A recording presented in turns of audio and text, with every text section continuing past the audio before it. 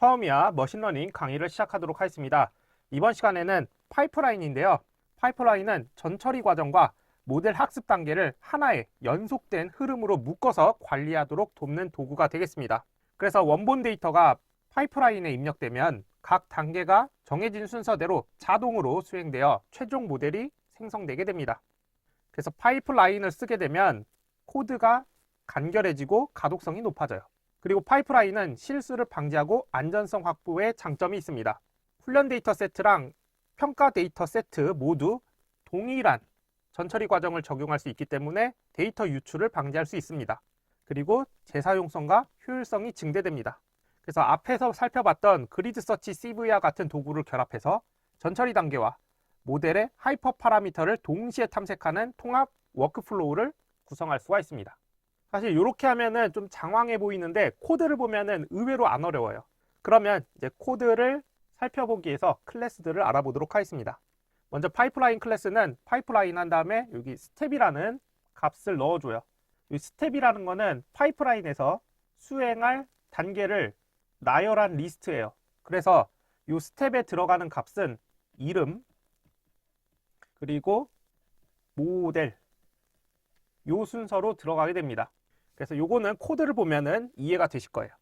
그래서 코드를 보면 아이리스 데이터를 가지고 옵니다. 그리고 나서 파이프라인으로 묶어요.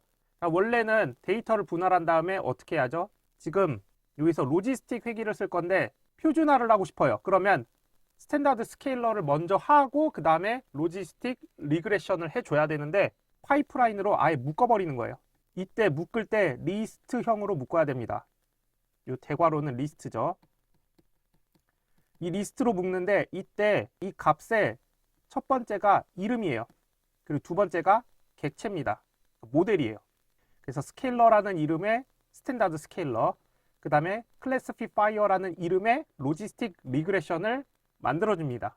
그 다음에 어떻게 하느냐, 이거를 파이프라는 변수에 저장하고 .fit 하면은 학습이 됩니다.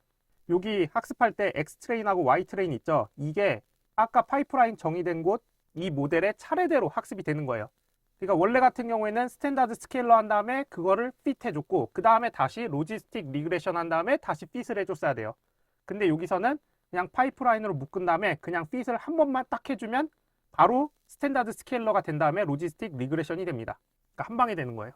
그 다음에 예측 및 평가를 하는데 이때도 그냥 pipe.predict 하면은 바로 이 파이프라인에 의해서 만들어진 그 모델의 예측 값이 나오게 됩니다. 그래서 프리드 파이프 이렇게 한 다음에 y 언더바 테스트랑 프리드 파이프 그러니까 y의 실제 값과 예측 값을 가지고 정확도를 측정해 봤어요. 그래서 정확도를 출력해 보니까 1.00이 나오는 것을 확인할 수가 있습니다. 그 다음에 컬럼 트랜스포머인데요. 이거는 서로 다른 전처리 작업을 특정 컬럼들에 선택적으로 적용하기 위해 설계된 전처리 도구가 되겠습니다. 그래서 피처 타입별로 서로 다른 전처리기를 한 번에 fit 트랜스폼으로 일관성 있게 자동 적용하는 역할을 합니다. 그래서 컬럼 트랜스포머 클래스는 컬럼 트랜스포머 한 다음에 여기 트랜스포머라는 매개 변수를 넣어줍니다. 이때 트랜스포머에 들어가는 게 이름 그리고 변환기라고 하는데 변환기가 들어가고 그 다음에 적용할 피처가 들어갑니다.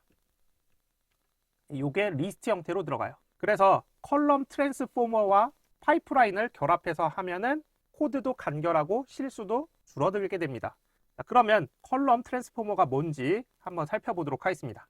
먼저 데이터를 로드한 다음에 이게 지금 타이타닉 데이터셋인데 여기에서 임의로 패신저 아이디랑 네임, 티켓, 캐빈 요 값을 드랍시켰어요. 그리고 결측값도 제거했습니다.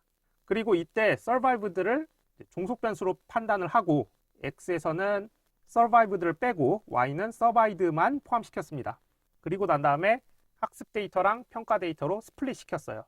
그 다음에 여기에서 여러분들이 실제 피처 요 내용을 모르겠다라고 하면 중간에 X죠. X.info 하고 이거를 프린트해 보면 되죠. 프린트 하면은 이 X에 무슨 피처들이 있는지 정보들을 알 수가 있어요. 그리고 나서 수치형 피처랑 범주형 피처 이름의 목록을 리스트 형태로 정의했습니다. 그리고 나서 파이프라인을 합니다. 먼저 결측값을 처리할 거예요. 결측값을 처리하는데 그 결측값에 대해서 중간값으로 대체합니다.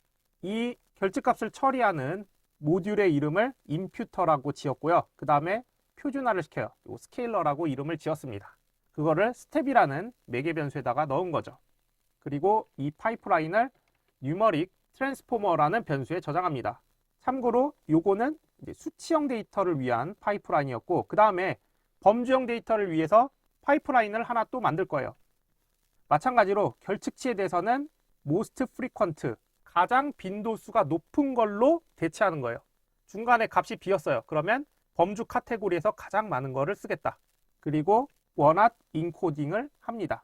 이러한 파이프라인을 카테고리컬 트랜스포머 변수에 저장합니다. 그러면 범주형 파이프라인이 생성된 거예요.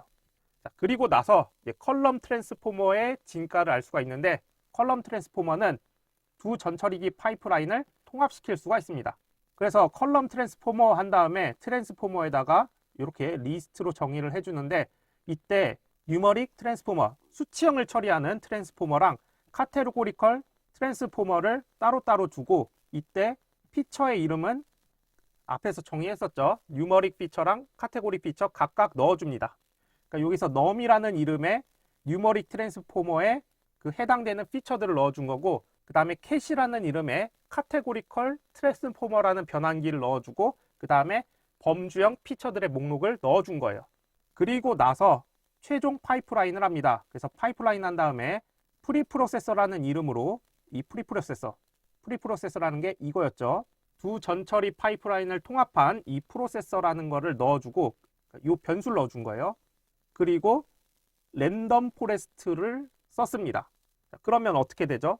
수치형 데이터에 대해서는 이 변환기로, 범주형 데이터에서는 이 변환기로 처리를 한 후에, 그러면 이 파이프라인이 처리가 된 거죠.